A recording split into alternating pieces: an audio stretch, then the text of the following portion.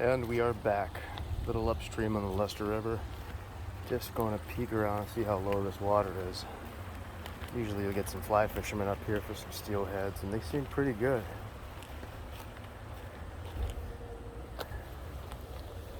Set my pole down on my coffee. Maybe I'll hold the coffee. Get a good look down here. I'm probably standing on top of a 50, 60 foot cliff face right now. This is usually about a foot higher than it is. I don't see any fishermen over there. There's no kids jumping off those rocks or off the bridge, so that's a good sign. You know, it's super clear. I might just take a walk down there and see if I can at least mark a fish or two. So, now the descent begins.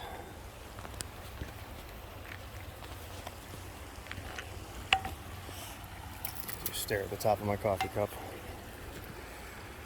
You know, if you felt the desire to subscribe to my channel and share this on your page, I may someday get enough action on here to allow me to get some commercial endorsements, and then maybe I can get me a GoPro so you don't have to stare at the top of my coffee cup because I'm holding a cell phone.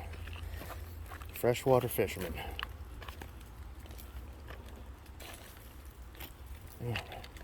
Man, this has definitely not been traveled much this year.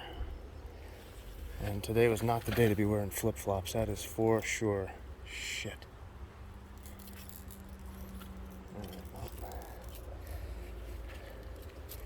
Down you go.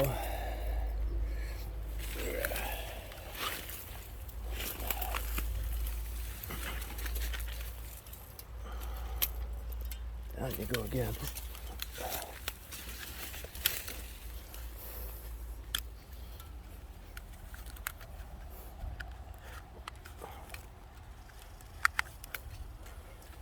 Alright. I think we are through the worst of that. I'll spare you the agony of having to go uphill later on.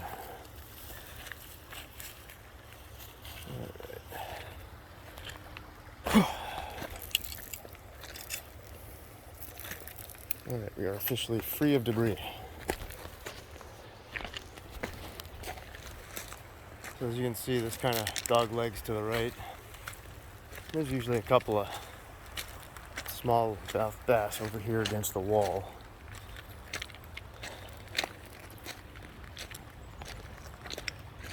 I forget exactly what it's called. Smelting. Yeah, there's a lot of people that go smelting a little further toward the bridge at the mouth of the Lester River. But this is just a beautiful morning. Looks like I got some company over there. Maybe he's doing some fishing too.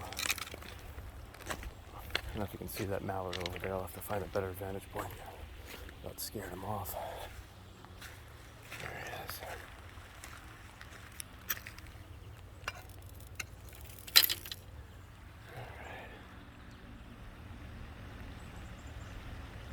It's got some strange markings on him. It's not just brown and gray and teal. It's got some spots on him. Oh, where'd he go? That's what I get for trying to walk and talk. I can't even chew bubblegum. So I'm gonna try and do a little nifty trick here.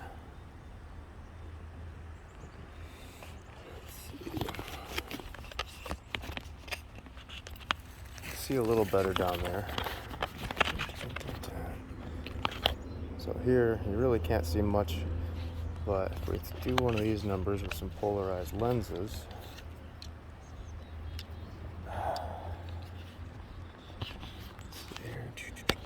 there we go. There, you can kind of get a little better depth. You can see all those small rocks. You can see that one big rock. That rock is, the top of that rock is probably about 1.5 to 2 feet underwater. So it drops off pretty steady to where it just goes black at around, I would say, 10, 15 feet. We do have some company over there. He's got somebody fly fishing. Maybe he'll catch a fish. Who knows? He's fly fishing. Good for him. Meantime, we're going to try to get back in here and see if we can snag something. Alright, for those of you guys who have never fished the Leicester River before, this is prime time for jumping, for splashing if you're a high school, college age kid. This is also a great place in late April, early May for steelhead that are, bigger than your leg. Unfortunately, by now this is all shallowed out and we haven't had enough rain to keep this higher. Um, this is probably about 8 to 10 inches lower than it should be, but there's lots of little half-inch, 1-inch little babies in there, so at least we know they're spawning, and at least that part went well. Figured I'd enjoy the view here for a minute before I take off and let you enjoy it as well. Hopefully you see some nice graffiti you like. I see naked ladies, and I see all kinds of other things that are not family friendly, but this is a place where lots of kids go. I think it's just all about parenting. You teach your kids to do right, they'll do right. Whatever. Enough soapboxing. But Leicester River, steelhead, not today.